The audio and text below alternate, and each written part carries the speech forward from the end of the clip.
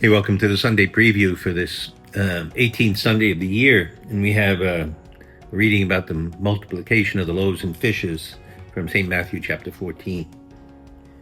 When Jesus heard of the death of John the Baptist, he withdrew in a boat to a deserted place by himself. The crowds heard of this and followed him on foot from their towns. When he disembarked and saw the vast crowd, his heart was moved with pity for them, and he cured their sick. When it was evening, the disciples approached him and said, "This is a deserted place, and it's already late. Dismiss the crowd so that they can go to the villages and buy food for themselves." Jesus said to them, "There is no need for them to go away. Give them some food yourselves." But they said, "5 loaves and 2 fish are all we have here." Then he said, "Bring them here to me." And he ordered the crowds to sit down on the grass. And taking the 5 loaves and the 2 fish, and looking up to heaven, he said the blessing, broke the loaves, and gave them to the disciples, who in turn gave them to the crowds. They all ate and were satisfied, and they picked up the fragments left over, 12 wicker baskets full.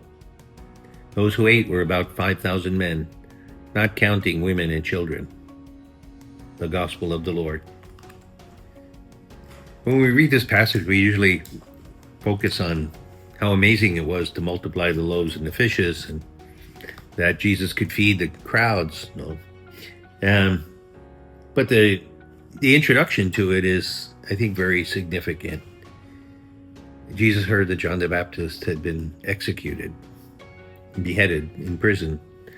John had been speaking out against King Herod for having taken his brother's wife as his own.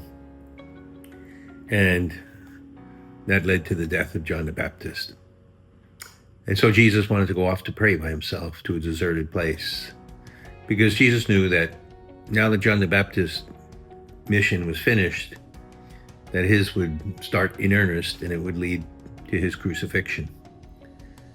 So he wants to go off to pray, and the people follow him there.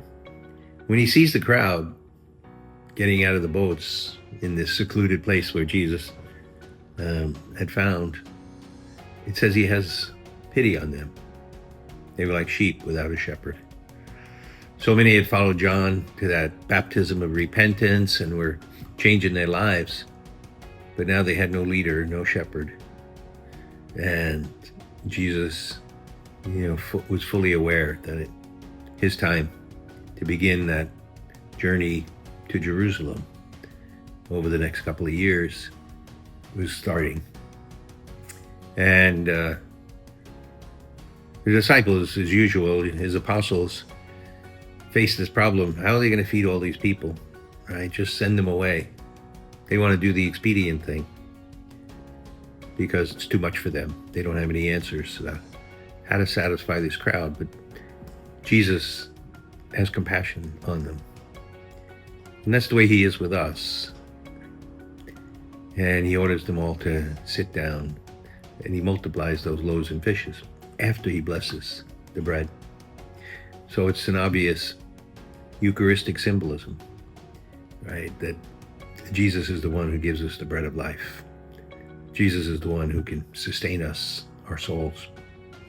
He says to the disciples, there's no need for them to go away, because wherever they go, they'll never find the answers. They'll never find the truth. They'll never find a piece of salt. Maybe they'll find people who can give them daily bread to keep their bodies alive, but they'll never find that bread of life anywhere else. And so Jesus is highlighting here that he's the bread of life, that he's that Eucharistic feast, and that until we are satisfied with that, we'll be wandering, and he'll have pity on us. But he wants to bring us home so that he can feed us. Even John the Baptist couldn't do it. John would lead them to repentance, which is necessary to be disposed for the Eucharist. But only Jesus can give it to us.